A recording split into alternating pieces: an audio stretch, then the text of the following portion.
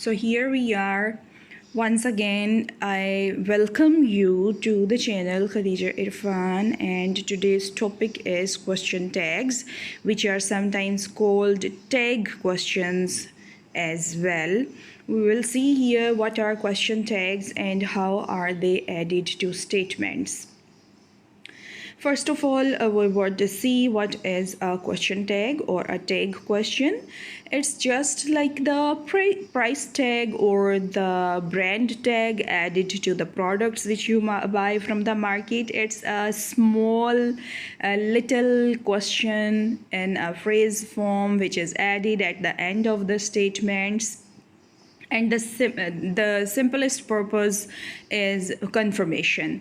These question tags are added at the end of statements just for confirmation, and usually the meaning is like, is that right, or do you agree?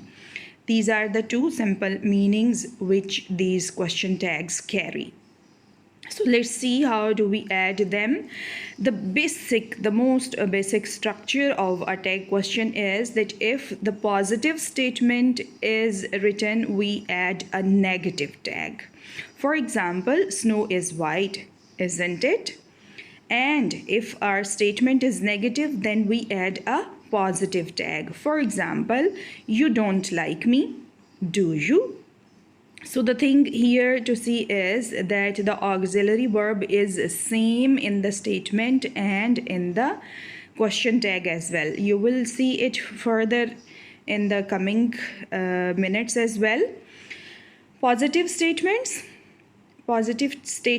tag questions. How do we add them? For example, we add if the statement is positive, we add a negative tag with it. But the auxiliary verb from the positive statement is repeated, but it is changed to negative form. You will see further rules of tag questions here. The subject in the statement matches the subject in the tag as well. The auxiliary verb or the verb to be in the statement matches the verb used in the tag. If the statement is positive, the tag is usually negative, and vice versa, as we have seen in the first example. The same you can see here. He has read this book, hasn't he? So in the statement, the auxiliary was has, which is changed to hasn't in the question tag. He read this book, didn't he? This is past simple, and the past simple auxiliary verb is used here. He is reading this book, isn't he? So is repeated in the positive statement and isn't is repeated in the question tag. He reads a lot of books. So from reads we can see that this is present simple, reads a present simple. So the auxiliary of present simple is added in the tag question, that is doesn't he? He will read this book, won't he? So will is changed to won't. The tense remains the same. So there are some exceptions with negative adverbs. Adverbs never, seldom, hardly, rarely have a negative sense. So we treat statements with these words like negative statements. So the question tag is added positively. We have never seen that, have we? Because the statement had a negative adverb, so the question tag is positive.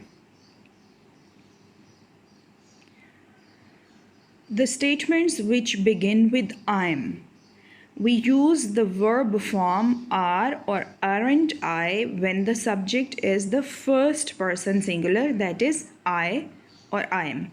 I am intelligent, aren't I? There is another rule if the statement is beginning with let's. In that case, we will use shall we after the sentence. In the question tag, we will use shall we. Let's take the next bus. Shall we? Let's go home, shall we? There is another exception with imperatives. With imperatives, which are usually invitations or orders, the sentence remains an imperative and does not require a direct answer. In that case, for question tags, we will use won't you, can you, can't you, will you, would you. For example, open the window. Will you? Take a seat, won't you? It's an invitation, but for order it remained same. Open the window, will you? We didn't add a negative question tag here because this is an order. For orders, negative question tag will not be added. Let's see the next rule. With their structure, with the sentences which begin with their, and there is reflected in the tag question as well. There is nothing wrong, is there? There weren't any problems when you talked to Jack, were there? So same, their structure is repeated in the statement and in the question tag as well. There are some statements which have the pronouns like somebody, nobody, no one, everyone, everybody, and these pronouns are treated as subjects. In that case, we use they in the question tags. Somebody wanted to borrow Jane's book, didn't they? Wanted and didn't. The tense is the same, but the pronoun somebody, which is an indefinite pronoun, that is changed to they in the question tag. So remember, the indefinite pronouns will be changed to they in the question tags, but the tense will remain same. There are certain statements with nothing, something, everything as the subject, and we use it in the question tags in these cases. As you can see here, something happened at Jack's house, didn't it? Statements with this.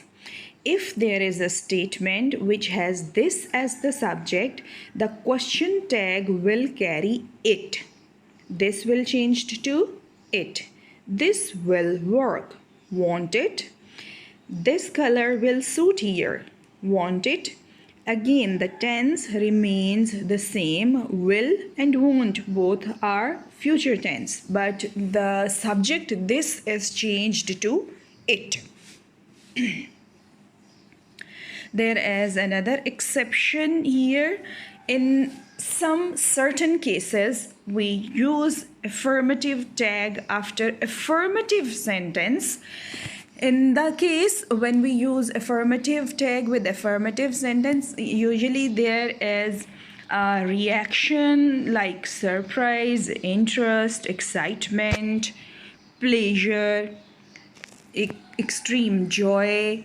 So the interjections, you can say, the interjections carry positive tags with positive statements. You are moving to London, are you?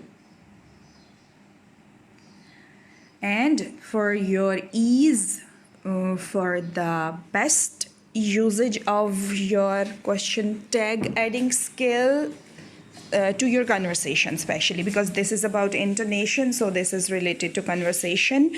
You can see there is a tip here, question tag intonation. Question tag intonation, there are two cases, the rising intonation and the falling intonation. So here, let's see that we use falling intonation on question tags when we are checking information and we expect the listener to agree. For example, it's a lovely day, isn't it? So there is falling intonation because I want agreement from the next person whom I am talking to. It's a lovely day, isn't it? So the vice versa is the case of rising intonation. We use rising intonation when we want to ask a real question, when we are unsure whether the statement is true or not, or in the case when we are asking for information and making requests.